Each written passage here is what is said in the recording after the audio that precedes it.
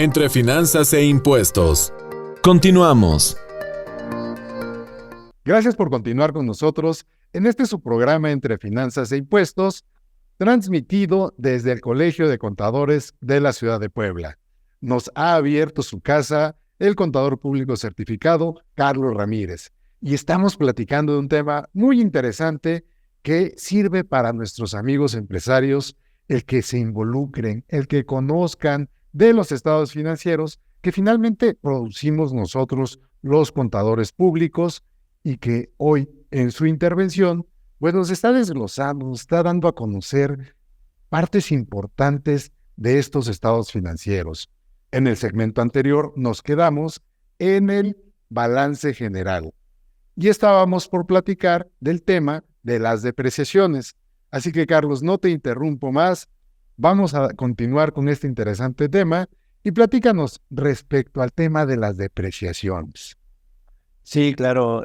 Pues yo creo que uno de los temas fundamentales y que regularmente tiene más peso en la situación financiera de las empresas tiene que ver con el activo no circulante, ¿no? Lo que nosotros conocemos muchas veces como el activo fijo. Sabemos que existen activos fijos que a lo mejor no son susceptibles de una depreciación, una baja de valor, no tienen un deterioro. Regularmente pues nos dicen los terrenos, ¿no? Sabemos también que puede ser casos no comunes en donde un terreno sí tenga esa depreciación, porque a lo mejor ahí pasa ahora un río contaminado y pues a lo mejor bajó su valor de ese terreno en lugar de aumentar con la plusvalía. Pero son casos muy especiales. Los terrenos regularmente pues sabemos que es una forma, ¿no?, de inversión, porque los terrenos como van incrementando su valor, pues yo creo que es el activo fijo modelo, ¿no?, que todos quisiéramos, y yo creo que eso es fundamental que nosotros identifiquemos. Existen otros activos, ¿no?, de activos de largo plazo, o los no circulantes, los cuales vamos a tener ahí, pero por el uso que tenemos, ¿no?, en el tema a lo mejor tecnológico, en estas computadoras que tenemos, en estas laptops que tenemos, a lo mejor en los escritorios que tenemos, en los proyectores que luego tenemos para uso de trabajo, o en las máquinas, ¿no?, pues también tienen un periodo de uso, el cual pues con el paso del tiempo tendrán que disminuir ese valor. Entonces cuando el empresario a lo mejor no le toma mucho sentido o no toma mucho en cuenta este concepto de la depreciación, a veces en su situación financiera podemos tener activos muy altos, ¿no?, en su valor, en su precio, y de repente la depreciación pues a lo mejor o no está bien registrada, o aunque esté bien registrada, una de las malas prácticas que suelen pasar es que tomamos las depreciaciones de lo que viene en la ley del impuesto sobre la renta de deducción de inversiones, y no necesariamente ese es el tiempo de uso que vamos a ocupar esos activos fijos. Y creo que es muy importante también decirle a los empresarios, necesitamos reconocer cuál es el tiempo que se va a usar esos activos de largo plazo. ¿Para qué? Pues para conocer su vida de uso y cuál va a ser su valor de desecho. Calcular esa depreciación, que serán montos en los cuales se tiene que disminuir del valor de adquisición o el costo de adquisición ese monto de la depreciación para tener un activo neto. Entonces, ya teniendo esos activos netos, su valor adecuado, pues entonces estará plasmado en esa situación financiera. El impacto que va a tener en los resultados, pues va a ser en la parte de los gastos de operación, o si es una maquinaria que utilizamos para la producción, porque a lo mejor nosotros tenemos una empresa de manufactura, pues tendrá que manejarse como parte del costo, ¿no? Dentro de los 3 elementos que manejan las empresas de manufactura: materia prima, mano de obra, gastos indirectos de fabricación. Cuando los productos se venden, pues ahí generamos un costo de producción en el estado de resultados. Y bueno, es muy importante, también mencionábamos hace rato, el tema de las depreciaciones y las amortizaciones, ¿no? Entonces las depreciaciones están más dadas hacia temas de activos tangibles, y las amortizaciones muchas veces se van hacia los activos que no son tangibles, y ahí es donde entra este nuevo mundo de los negocios, ¿no? Que los negocios a veces ya no necesitan de tantas cosas tangibles, ¿no? Ya no estás de maquinaria, ya no estás de mobiliario, A veces es con una computadora y un escritorio, una silla, con eso ya tienes una empresa, ¿no? Entonces, ahí es donde nos tenemos que mover a ver el valor de las marcas, los derechos de uso, el tema de las patentes. Entonces, es un mundo que estamos comenzando a descubrir y donde tenemos que ir, ahora sí, reconociendo esos valores de los activos intangibles. Fíjate qué interesante, Carlos, porque al final el empresario lo que busca es optimizar recursos, producir, tener utilidades. Y respecto a esto, el propio empresario, cuando presenta a una institución financiera este tipo de información, pues suele ocurrir que a veces no cumple con los requisitos necesarios en cuanto a solvencia, en cuanto a liquidez, porque pues finalmente los estados financieros no reflejan lo propio y que aparentemente en su entender y a saber del área contable, pues las cosas marchan bien en la empresa, en la entidad. Sin embargo, los bancos llevan a cabo razones financieras, estudios con los que ellos determinan el apalancamiento, o sea, el endeudamiento que tiene la entidad para poder recibir un crédito y hacer frente a los pagos por determinado tiempo respecto al monto. En este sentido, ¿cuáles son las principales razones financieras que debe conocer el empresario? Wow, has tocado un tema fundamental, ¿no? Así como, imagínense un automóvil que no tenga a lo mejor un tablero, ¿no? Que fueras a conducir sin la necesidad de saber la velocidad que tienes, la gasolina que tienes, o si el motor se está calentando y ya casi va a explotar tu coche, ¿no?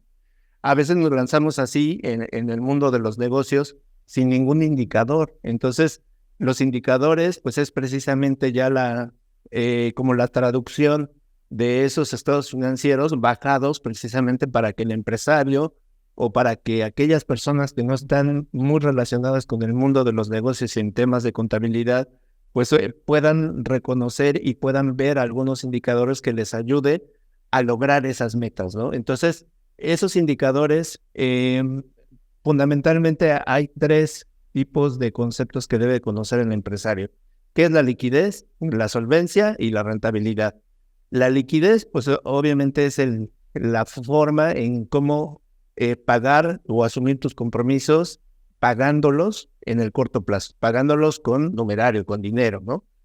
La solvencia es la capacidad que tiene el negocio para poder pagar, ¿no? Para poder cubrir sus gastos en el largo plazo. Y la rentabilidad es la capacidad que tienen las empresas para poder crear utilidades, crear riqueza. Una de las preguntas clásicas que nos hacen como contadores es, a ver, contador, si yo tengo 10 millones de pesos de utilidades en el estado de resultados y en mi balance general en efectivo tengo 800 pesos, ¿qué pasó con el dinero, no? Pues es que precisamente el dinero está ahí o lo tienes invertido en la compra de mercancías, está detenido en los inventarios o está a lo mejor con tus clientes porque les diste un crédito, un plazo a 30, 60 días para poder pagarte o en su caso está también porque ya empezaste a pagarle a los proveedores, a los acreedores. Entonces, es muy importante también que el empresario conozca la ruta del dinero, ¿no? De ¿Qué pasa con esa ruta del dinero? Una, la ruta del dinero y otra es el ciclo del dinero. La ruta del dinero es que los activos, ¿no? Los activos fijos que tienes ahí, los activos no circulantes, los tangibles o los intangibles también pueden ser, se conviertan en ventas, que esas ventas se conviertan en utilidades y las utilidades se conviertan en dinero. Ese dinero pues se vuelve nuevamente un activo y ese activo pues lo vas a estar invirtiendo en esas cosas, en esos activos fijos y obviamente es el círculo virtuoso que todos quisiéramos. Pero vamos a llegar al tema del ciclo del dinero, ¿no? Donde comparas, ¿no? A lo mejor las rotaciones que tienes de días para pagarle para cobrarle a un cliente y ahí es donde te confrontas porque dices, oye, sabes que para vender necesito dar crédito, pero si tienes un crédito, pues casi incorporas el banco dentro de tu propia empresa y tienes que llevar un récord de todas esas días en que les vas a pagar y además, pues tienes que tener personal administrativo para estarles realizando la cobranza, haciendo el estado de cuenta, verificando los cobros que vas haciendo.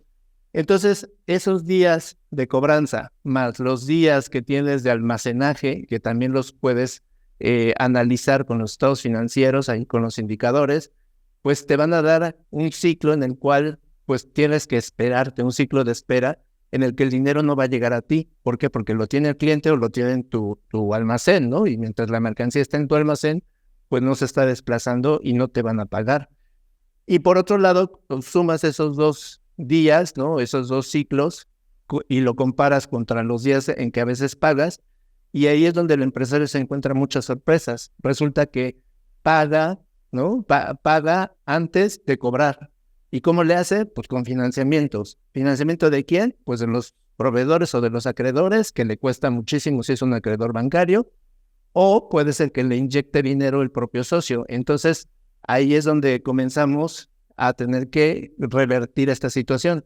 Primero cobro, me quedo con dinero y después estaré realizando los pagos. Ese es el orden.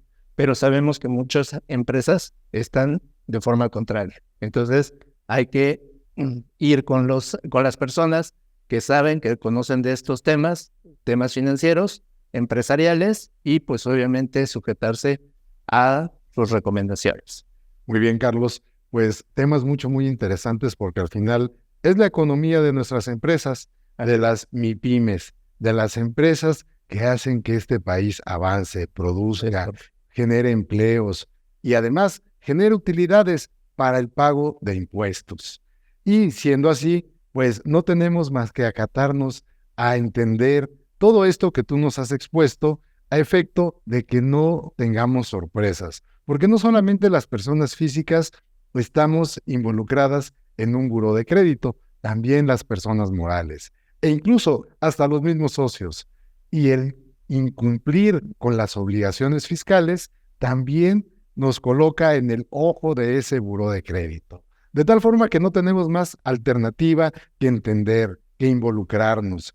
Y hoy, pues, yo te agradezco muchísimo que nos hayas abierto las puertas del Colegio de Contadores Públicos del Estado de Puebla para poder tener esta conversación, para poder hablar de estos temas que finalmente son de mucha utilidad para todos los empresarios, y que sabemos que todos los agremiados al colegio hacen lo propio por llevar a cabo las actividades profesionales en este sentido de enseñarle a los clientes que atienden día a día y en la práctica profesional. Carlos, muchísimas gracias por tu colaboración en este programa Entre Finanzas e Impuestos, Especialistas y Expertos, producido por IDC TV. Yo espero que no sea la última ocasión y haremos lo propio por obtener más participaciones por parte tuya y por parte de los agremiados del Colegio de Contadores Públicos del Estado de Puebla. Muchísimas gracias por tu atención, muchísimas gracias por la colaboración. A todos, muchísimas gracias. Nos vemos hasta la próxima.